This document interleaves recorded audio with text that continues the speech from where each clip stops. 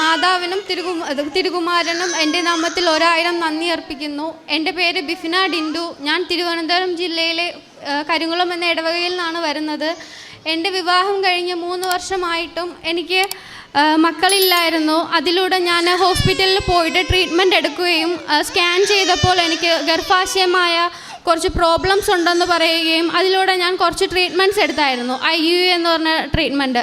അത് 2 വട്ടം ചെയ്തിട്ടും 2 വട്ടം എനിക്ക് ഫെയിലിയർ ആയിരുന്നു. എന്നിട്ട് ഞാൻ ഹോസ്പിറ്റൽ ട്രീറ്റ്മെൻറ്റ് എല്ലാം സ്റ്റോപ്പ് ചെയ്ത് വച്ചിരുന്ന സമയമായിരുന്നു. അപ്പം മേരി ആൻറ്റി ഞങ്ങൾ ഇടവകയിലുള്ളൊരു ആൻറ്റി ആയിരുന്നു. അപ്പോൾ ആൻറ്റി വന്നിട്ട് എന്നോട് പറഞ്ഞു, നീ എല്ലാ ട്രീറ്റ്മെൻറ്റും എല്ലാ ഹോസ്പിറ്റലിലും കയറി ഇറങ്ങിയല്ലോ, അപ്പോൾ കൃപാസനത്ത് വന്ന് ഒരു ഇടംപിടിയെടുത്ത് മാതാവിൻ്റെ അടുത്ത് പ്രാർത്ഥിച്ച് നോക്കുക, ചിലപ്പോൾ നിനക്ക് കിട്ടിയാൽ എന്ത് ചെയ്യും, നീ വന്ന് പ്രാർത്ഥിച്ച് നോക്കും. അപ്പം ഞാൻ കാര്യമായിട്ടത് എടുത്തില്ലായിരുന്നു, ഞാൻ കെയർലെസ് ആയിട്ട് വിടുമായിരുന്നു. പിന്നെ വീണ്ടും വന്ന് എന്നോട് സംസാരിച്ചപ്പോൾ എനിക്കെന്തോ ഉള്ളിൽ തോന്നി, എനിക്ക് മാതാവിൻ്റെ അടുത്ത് വരണമെന്നും ഉടമ്പടി എടുക്കണമെന്നും. അതിൻ്റെ ഭാഗമായിട്ട് ഞാൻ ഉടമ്പടി 2022 നവംബർ 26-ാം തീയതി അന്ന് തന്നെ ആയിരുന്നു എനിക്ക് പീരീഡിൻ്റെ ഡേറ്റും.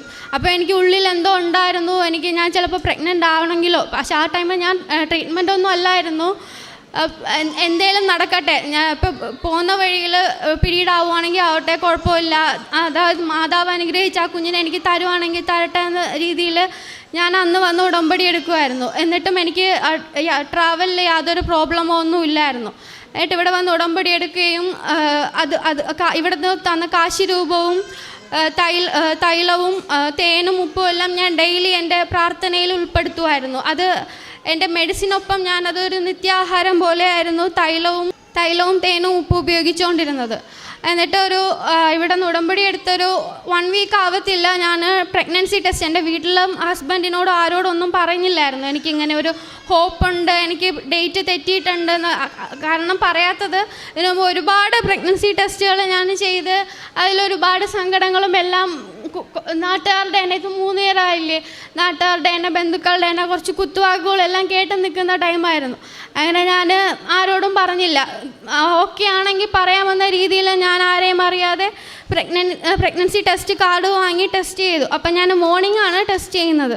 പ്രഭാത പ്രാർത്ഥന എല്ലാം കഴിഞ്ഞ് എൻ്റെ കയ്യിൽ കാശി രൂപം ഞാൻ കയ്യിൽ മുറുക്കെ പിടിച്ചിട്ട് മാതാവേ, നീ എന്താ തരുവാണെങ്കിൽ നീ തന്നോ, ഇല്ലെങ്കിൽ എനിക്ക് കുഴപ്പമില്ല. ഇപ്പോൾ ഞാൻ ഉടമ്പടി എടുത്ത് 1 വീക്കല്ലേ ആയുള്ളൂ, എനിക്ക് കുഴപ്പമില്ല. കാരണം എനിക്ക് പീരീഡ് ഡേറ്റ് അങ്ങനെ തെറ്റിയിട്ടില്ല ഇതുവരെ. അപ്പം എന്തെങ്കിലും ആയിക്കോട്ടെ എന്ന് പറയുന്ന രീതിയിലായിരുന്നു ഞാൻ മോർണിംഗ് ടെസ്റ്റ് ചെയ്തപ്പോൾ. ഞാൻ കണ്ണടച്ച് വിശ്വാസ പ്രമാണം പ്രാർത്ഥിച്ചായിരുന്നു ഞാൻ കണ്ണ് തുറന്നത്. അപ്പോൾ എന്താണെന്ന് എനിക്ക് പറയാനറിയത്തില്ല, എന്തോ എനിക്ക് അതുവരെ ഞാൻ അങ്ങനത്തെ ഇത് ഫീൽ ചെയ്തിട്ടില്ല, അങ്ങനത്തെ ഒരു അവസ്ഥയിലായിരുന്നു. അപ്പോൾ ഉടനെ തന്നെ ഞാൻ വീട്ടിൽ പറയുകയും ഹസ്ബൻഡിനെ കാണിക്കുകയും എല്ലാം ചെയ്തു. എന്നിട്ട് സ്കാൻ എനിക്ക് നെക്സ്റ്റ് ഡേ ആയിരുന്നു ഡോക്ടർ തന്നിരുന്നത്. നെക്സ്റ്റ് ഡേ പോയി സ്കാൻ ചെയ്തപ്പോൾ എനിക്കതിൽ പ്രോബ്ലം ഉണ്ടായിരുന്നു. എനിക്ക് PCOS എന്ന അത് ഗർഭാശയത്തിൽ ചെറിയ കുരുക്കൾ പോലെയായിരുന്നു. അതെനിക്ക് പ്രഗ്നൻസി ടൈമായപ്പോൾ അതെനിക്കൊരു വലിയ സിസ്റ്റായി, മുഴയായി. അപ്പോൾ ആ ഡോക്ടർ സ്കാൻ റിപ്പോർട്ട് കണ്ടിട്ട് പറഞ്ഞത് വലിയ മുഴയാണ്, ഒന്നിൽ കുഞ്ഞിനെ അത് ബാധിക്കും, അത് ഒന്നിൽ മുഴ വളരും, കുഞ്ഞ് ഇല്ലാതെയാവും, അല്ലെങ്കിൽ കുഞ്ഞ് ഓക്കെ ആവും, മുഴ താനെ പോവും. പക്ഷേ ഇയാളുടെ സാഹചര്യം നോക്കുവാണെങ്കിൽ വലിയ മുഴയാണ്, കുഞ്ഞിന് വളരേണ്ട സ്പേസ് കിട്ടത്തില്ല. അതുമില്ല, വയറിയിരുന്ന് പൊട്ടുവാണെങ്കിൽ ഇയാളുടെ യൂട്രസ് തന്നെ റിമൂവ് ആവേണ്ടി വരും, ഒന്നും ചെയ്യാൻ പറ്റാത്ത അവസ്ഥയാവും, ഇയാളുടെ ജീവന് വരെ ചിലപ്പോൾ അത് ഭീഷണിയായേക്കാം എന്ന് പറഞ്ഞ അവസ്ഥയായിരുന്നു. ഞാൻ പറഞ്ഞു, ഇല്ല ഡോക്ടറെ, എനിക്കിത് മാതാവ് തന്നെയാണ്. പക്ഷേ ഡോക്ടർമാരോട് അങ്ങനെ പറയാമെന്ന് എനിക്കറിയത്തില്ല. അതൊരു ക്രിസ്ത്യൻ ഹോസ്പിറ്റലിൽ തന്നെയായിരുന്നു, പ്രൈവറ്റായിട്ടാണ് ഞാൻ കാണിച്ചുകൊണ്ടിരുന്നത്.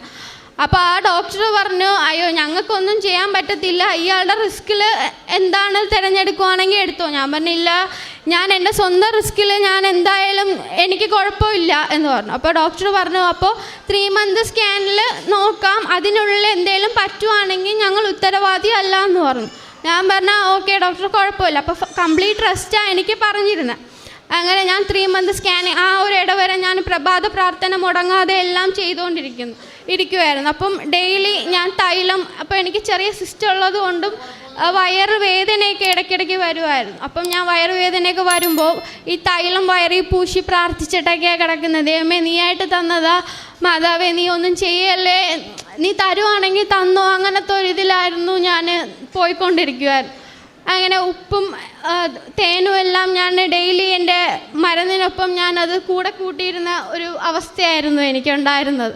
അതായിരുന്നു പക്ഷേ എനിക്ക് ലാസ്റ്റ് വരെ എന്നെ തുണച്ചതെന്ന് പറയാം. അങ്ങനെ 3-ാം മാസത്തെ സ്കാനിങ്ങിന് പോയപ്പോൾ ആ സിസ്റ്റിൻ്റെ അളവ് കുറയുകയും എൻ്റെ കൊച്ചിന് ആവശ്യമുള്ള ഡെവലപ്പ് ഉണ്ടാവുകയും പൂർണ്ണ വളർച്ചയെല്ലാം ഓക്കെ ആണെന്ന് പറഞ്ഞു.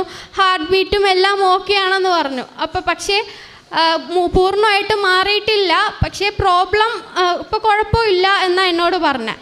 അങ്ങനെ കുറച്ച് ഹാപ്പി ആയിട്ട് പോയിക്കൊണ്ടിരുന്നു. അടുത്ത് നെക്സ്റ്റ് 5 മന്ത് സ്കാനിങ് വന്നപ്പോൾ എന്തോ ദൈവഭാഗ്യ അനുഗ്രഹം എന്നൊക്കെ പറയത്തില്ലേ, അതായിരുന്നു എൻ്റെ ഇതിൽ സംഭവിച്ചത്. ആ മുഴ പൂർണ്ണമായിട്ടില്ലാതായി. പക്ഷെ ആ സമയം തന്നെ എനിക്കൊരു വേറൊരു ട്വിസ്റ്റ് ഉണ്ടായി. ആ മുഴയ്ക്ക് പകരം എനിക്ക് പ്ലാസൻ്റ ലോ ലൈനായിട്ടാണ് വന്നത്. പ്ലാസൻ്റ 1 ഡിഗ്രി പൊസിഷനായിരുന്നു. അപ്പോൾ തന്നെ കുട്ടി സെഫാലിക് പൊസിഷനും ആയിരുന്നു. അപ്പോൾ കുട്ടിയുടെ ഹെഡ് ഇറങ്ങി വരുവാണെങ്കിൽ ഒന്നിൽ പ്ലാസൻ്റ പൊട്ടി ബ്ലീഡിങ് ആവും, എല്ലാം അങ്ങനത്തെ ചാൻസൊക്കെ ആയിരുന്നു. അങ്ങനെ ഫുൾ റിസ്ക് എന്നാണ് പറഞ്ഞത്. അപ്പോൾ ചിലപ്പോൾ പ്രീ മെച്യൂർഡ് ബേബി ആയിരിക്കും, NICUവിൽ വയ്ക്കേണ്ടി വരും, വളർച്ച കാണത്തില്ല, അങ്ങനെ പല പ്രോബ്ലംസും ഡോക്ടർ പറഞ്ഞു തന്നു. എന്നിട്ട് ഞാൻ പറഞ്ഞു ഇല്ല, ഒരു കുഴപ്പവും വരില്ല എന്ന് പറഞ്ഞ് പ്രാർത്ഥിച്ചു. ഞാൻ തൈലം എല്ലാം പൂശി അങ്ങനെ പ്രഭാത പ്രാർത്ഥനയും ഈവനിങ് പ്രാർത്ഥനയും എല്ലാം തുടർച്ചയായിട്ട് കൊണ്ടുപോകുമായിരുന്നു. ഫുൾ റെസ്റ്റ് തന്നെയായിരുന്നു അപ്പോഴും. പിന്നെ വീണ്ടും സ്കാനിങ്ങിലും എല്ലാം ഇങ്ങനെ തന്നെയായിരുന്നു അവസ്ഥ. പിന്നെ അവിടെ നിന്ന് ഹോസ്പിറ്റലിൽ എനിക്ക് ചേഞ്ച് ചെയ്ത് ഞാൻ ഗവൺമെൻറ് ഹോസ്പിറ്റലിൽ കാണിക്കാനിടയായി. അങ്ങനെ ഗവൺമെൻറ് ഹോസ്പിറ്റലിൽ പോയി, തൈക്കാട് ഹോസ്പിറ്റലായിരുന്നു അവിടെ കാണിച്ചിരുന്നത്. അങ്ങനെ അവിടെ ഒരു ഡോക്ടർ, എനിക്ക് എന്താണെന്ന് അറിയത്തില്ല, മാതാവ് എന്ന് പറയത്തില്ലേ, അങ്ങനത്തെ ഒരു ഇതിൽ തന്നെയായിരുന്നു എനിക്ക് ഫീൽ. ആ ഡോക്ടർ എന്നോട് പറഞ്ഞു, മോളെ ഇത് കുറേ പേർക്ക് ഇങ്ങനെ ആയിട്ടുണ്ട്, നിനക്ക് മാത്രമല്ല, നീ പേടിക്കണ്ട, നിൻ്റെ ദൈവം നിൻ്റെ വിശ്വാസം ഇതുവരെ നീ കൊണ്ടുവന്നില്ലേ, ചിലപ്പോൾ നിനക്ക് പ്രീ മെച്യൂർ ബേബി ഒന്നും അല്ല, നിനക്ക് നോർമൽ ഡെലിവറി വരെ നടക്കാൻ ചാൻസ് ഉണ്ട്. ആ ഒരു പറഞ്ഞ വിശ്വാസത്തിൽ ഞാൻ പ്രാർത്ഥിക്കുമായിരുന്നു. അപ്പോൾ വരെ എനിക്ക് എൻ്റെ കൊച്ചിന് ഒരു കുഴപ്പമില്ലാതെ കിട്ടണമെന്നാണ് ഞാൻ പ്രാർത്ഥിച്ചത്. ഈ ഡോക്ടർ പറഞ്ഞതിന് ശേഷം എനിക്ക് നോർമൽ ഡെലിവറിയിലൂടെ എൻ്റെ കൊച്ചിന് ഒരു കുഴപ്പമില്ലാതെ കിട്ടണമെന്ന് ഞാൻ പ്രാർത്ഥിച്ച് അങ്ങനെ വരുമായിരുന്നു. അങ്ങനെ സ്കാനിങ്ങിന് പോകുമ്പോൾ എല്ലാം ഞാൻ കാശി രൂപവും കയ്യിൽ തൈലവും എല്ലാം കൊണ്ടുപോയി വയറിലെല്ലാം പൂശിയിട്ടാണ് ഞാൻ സ്കാനിങ്ങിന് കയറുന്നത്. അങ്ങനെ ലാസ്റ്റ് സ്കാനിങ് എത്തി, ഡെലിവറിക്ക് 1 വീക്ക് മുമ്പേ. അതിനുള്ളിൽ തന്നെ ഒരു 1 മന്തോളം ഞാൻ ഹോസ്പിറ്റലിൽ അഡ്മിറ്റായിരുന്നു. കാരണം HB കുറവായിട്ടും പിന്നെ ഈ പ്ലാസൻ്റ ലോ ലൈൻ ആയതുകൊണ്ടും ബ്ലീഡിങ് ഉണ്ടായ ഇത്രയും ദൂരം ട്രാവൽ ചെയ്ത് വരണ ബുദ്ധിമുട്ടായതുകൊണ്ടും അങ്ങനെയാണ് ഹോസ്പിറ്റൽ അഡ്മിറ്റാക്കിയിട്ടിരുന്നത്. അപ്പോൾ അതിൻ്റെ ഇടയിലെല്ലാം എനിക്ക് 2 വീക്ക് അടുക്ക എനിക്ക് സ്കാനിങ് ഒക്കെ ഉണ്ടായിരുന്നു. അങ്ങനെ ലാസ്റ്റ് സ്കാനിങ്ങിൽ എനിക്ക് എന്താണെന്ന് അറിയത്തില്ല, ഡോക്ടർ തന്നെ പറഞ്ഞു, മോളെ നിൻ്റെ പ്ലാസൻ്റ ഒറ്റ അടിക്കാണ് മേളിലോട്ട് പോയേക്കുന്നത്, ഇതുവരെ ഞാൻ കണ്ടിട്ടില്ല, കാരണം സ്റ്റെപ്പ് ബൈ ഇത്തിരി പൊങ്ങും, അങ്ങനെയുള്ളൂ, ഇത് ഒറ്റ അടിക്ക് മേളിലോട്ടായിട്ടുണ്ട്, നോർമൽ ഡെലിവറി ഇപ്പോൾ പോസിബിളാണ്, അതുമില്ല ബേബീൻ്റെ ഹെഡ് വലിപ്പം കുറവാണ്, വെയിറ്റ് ആവറേജ് വെയിറ്റേ ഉള്ളൂ, വലിപ്പം കുറവ്, അതുകൊണ്ട് യാതൊരു ബുദ്ധിമുട്ടും അങ്ങനെ ഒന്നും ഉണ്ടാവത്തില്ല എന്ന് പറഞ്ഞു. അങ്ങനെ എനിക്ക് ഡേറ്റ് ജൂലൈ 27 എന്ന് തന്നു. അപ്പോൾ അതിനുള്ളിൽ തന്നെ എനിക്ക് പെയിനൊക്കെ സ്റ്റാർട്ട് ചെയ്തായിരുന്നു. അപ്പോൾ എനിക്ക് പെയിൻ സ്റ്റാർട്ട് ചെയ്തുവെങ്കിലും അധികം യൂട്രസ് വികസനം ഉണ്ടായില്ല. അങ്ങനെ ഒരു മെഡിസിൻ സ്റ്റാർട്ട് ചെയ്തു. അപ്പോൾ മെഡിസിൻ ഫസ്റ്റ് ഡോസ് ഞാൻ കഴിച്ചിട്ടിരുന്നപ്പോൾ അടുത്ത് ഡോക്ടർ വന്ന്, എനിക്ക് നേഴ്സാണ് മെഡിസിൻ തന്നത്. എൻ്റെ ഡോക്ടർ വന്ന് റൗണ്ട്സിന് വന്നപ്പോൾ എന്നോട് ചോദിച്ചു, ബിഫിന് എന്തെങ്കിലും അലർജി എന്തെങ്കിലും ഉണ്ടോ ഇതിനു മുമ്പേ? അപ്പോൾ എനിക്കറിയില്ലായിരുന്നു. എനിക്ക് 2 വയസ്സായിരുന്ന സമയം പെൻസിലിൻ എന്ന മെഡിസിൻ എനിക്ക് അലർജി ആയിരുന്ന കാര്യം എനിക്ക് അറിയില്ലായിരുന്നു. അപ്പം ഞാൻ പറഞ്ഞു ഇല്ല, ഒന്നുമില്ലായിരുന്നു. അപ്പോൾ അമ്മ അടുത്തുണ്ടായിരുന്നു. അമ്മ പെട്ടെന്ന് പറഞ്ഞു, ഇല്ല പെൻസിലിൻ അലർജി ഉണ്ട് ഡോക്ടറെ, അത് 2 വയസ്സിലായിരുന്നു, പിന്നെ കുഴപ്പമൊന്നുമില്ല, യാതൊരു പ്രോബ്ലമോ അങ്ങനെ ഒന്നുമില്ല എന്നാണ് പറഞ്ഞത്. പക്ഷേ ഡോക്ടറിൻ്റെ പേടിയായി, അഥവാ നോർമൽ ഡെലിവറി അല്ല സിസേറിയനോ അല്ലെങ്കിൽ കോംപ്ലിക്കേഷനോ എന്തെങ്കിലും ആവുകയാണെങ്കിൽ പെൻസിലിൻ മെഡിസിൻ വിഭാഗത്തിൽ പെടുന്ന കുറേ ഡ്രഗ്സ്, അങ്ങനത്തെ പെയിൻ കില്ലേഴ്സ് അങ്ങനത്തെ ഇത് വരുമ്പോൾ ആണെങ്കിൽ ഡോസ് അവർക്ക് കൊടുക്കാൻ പറ്റത്തില്ല. അതിനുള്ളിൽ ഡ്രഗ്സിൻ്റെ എന്തോ ഒരു ടെസ്റ്റ് ചെയ്യണമെന്ന് പറഞ്ഞു, അത് ചെയ്തിട്ടില്ല. അപ്പോൾ എന്തെങ്കിലും പ്രോബ്ലം ഉണ്ടെങ്കിൽ അത് പ്രോബ്ലം ആവും, എന്തെങ്കിലും വരുവാണെങ്കിൽ ഹോസ്പിറ്റലിൽ ഡോക്ടർ വൈസ് ഇഷ്യൂസ് ആവും, ഇവിടെ പറ്റത്തില്ല, SAT ഹോസ്പിറ്റലിൽ ഷിഫ്റ്റ് ചെയ്യേണ്ടി വരും. അവിടെ ഞാൻ പോയപ്പോൾ എനിക്ക് മൊത്തത്തിൽ ഞാൻ മെൻ്റലി എല്ലാം ഡൗൺ ആയിരുന്ന സമയം. കാരണം എൻ്റെ ഡോക്ടർ ഏതാണെന്ന് എനിക്കറിയത്തില്ല, ഫാമിലീസിന് ആരും എനിക്ക് കാണാൻ പറ്റുന്നില്ല, ഒരു ജയിലിൽ അടച്ച ഫീലായിരുന്നു എനിക്ക്. ആരെയും ഒരു കോണ്ടാക്റ്റോ ഒന്നുമില്ല. കാരണം എനിക്ക് പെയിനും എല്ലാം സ്റ്റാർട്ട് ചെയ്ത സമയമായിരുന്നു. ഇങ്ങനത്തെ ഒരു റിസ്ക് ആയതുകൊണ്ട് ഒറ്റപ്പെട്ട് കിടക്കുക. ഡോക്ടേഴ്സിൻ്റെ വയസ്സും എനിക്ക് യാതൊരു സപ്പോർട്ടും ഒന്നും കിട്ടിയിട്ടില്ല. എനിക്ക് ടെൻഷൻ, എന്നെ ഒന്ന് ആശ്വസിപ്പിക്കാൻ പോലും ആരുമില്ലായിരുന്നു. അപ്പോൾ ഒരു ഈവനിങ് ടൈം അമ്മ എന്നെ കാണണമെന്ന് പറഞ്ഞ് നിർബന്ധിച്ച് വന്ന് കണ്ടായിരുന്നു. അപ്പം ഞാൻ പറഞ്ഞു, അമ്മ എനിക്ക് എൻ്റെ പ്രഭാത പ്രാർത്ഥനയുടെ ബുക്കും എനിക്ക് വേണം, എൻ്റെ കാശി രൂപം എനിക്ക് തരാമോ എങ്ങനെയെങ്കിലും. അപ്പം അമ്മ പറഞ്ഞു, ഇതിനകത്ത് കൊണ്ടുവരാൻ എങ്ങനെ പറ്റും? ഞാൻ പറഞ്ഞു, അമ്മ എങ്ങനെയെങ്കിലും കൊണ്ടുപോകാൻ കുഴപ്പമില്ല, ഞാനതെൻ്റെ കയ്യിൽ പ്രാർത്ഥന എഴുതി വച്ചിട്ട് കാശി രൂപം എങ്ങനെയെങ്കിലും ഞാൻ ഒളിപ്പിച്ച് വയ്ക്കാൻ നോക്കാം, കൊണ്ടുപോകാമെന്ന് പറഞ്ഞു. എന്നിട്ട് എനിക്ക് എന്തോ അവിടെ സിസ്റ്റർമാർ കണ്ടില്ലായിരുന്നു, ഞാൻ ബുക്കും അകത്ത് കൊണ്ടുപോയി. അങ്ങനെ അവരെ കാണാതെ ടോയ്ലറ്റിലൊക്കെ ഇരുന്നാണ് ഞാൻ പ്രാർത്ഥിച്ചിരുന്നത്. കാരണം ഗവൺമെൻറ് ഹോസ്പിറ്റൽ, എല്ലാ ഹോസ്പിറ്റലിലും ഡെലിവറി ടൈം ആകുമ്പോൾ നമ്മൾ ദേഹത്തോ ഒന്നും കയ്യിലൊന്നും വയ്ക്കാൻ അനുവദിക്കത്തില്ലല്ലോ. അങ്ങനത്തെ ഒരു സിറ്റുവേഷനിലായിരുന്നു. അപ്പോൾ ഞാൻ ബാത്റൂമിൽ പോയിട്ടൊക്കെ പ്രാർത്ഥിക്കുമായിരുന്നു. എനിക്ക് പേടിയായിരുന്നു എന്തെങ്കിലും പറ്റുമോ, കാരണം ഫുൾ കോംപ്ലിക്കേഷൻ ആയിരുന്നുവല്ലോ. അപ്പോൾ എനിക്ക് പേടി, ആരുമായിട്ട് ഒരു കോണ്ടാക്റ്റും അങ്ങനെ ഒന്നുമില്ല, സമാധാനിപ്പിക്കാൻ പോലും അടുത്ത ആരുമില്ല. പക്ഷേ ഈ പ്രാർത്ഥന പഠിപ്പിച്ച എൻ്റെ പറഞ്ഞ സമയം എനിക്ക് എന്തോ ആരോ ഉള്ളിൽ നിന്ന് പറയുമായിരുന്നു, കുഴപ്പമൊന്നുമില്ല, നിൻ്റെ കൊച്ചിപ്പം തന്നെ വരും, നീ പെയിൻ എടുത്താലും കുഴപ്പമില്ല, ഇപ്പം തന്നെ വരും, അപ്പം നീ ഹാപ്പി ആവും, ആരോ ഉള്ളിൽ നിന്ന് പറയുമായിരുന്നു. അപ്പോൾ എനിക്കെന്തോ വിശ്വാസം. അപ്പം ഞാൻ ഈ SIT ഹോസ്പിറ്റൽ തൈക്കാടിൽ നിന്ന് ഈ SIT ഹോസ്പിറ്റലിൽ വന്നിട്ട് തന്നെ 1.5 days ആയി. അപ്പോഴും എനിക്ക് പെയിൻ ഉണ്ട്. PV മാത്രമേ നോക്കുന്നുള്ളൂ.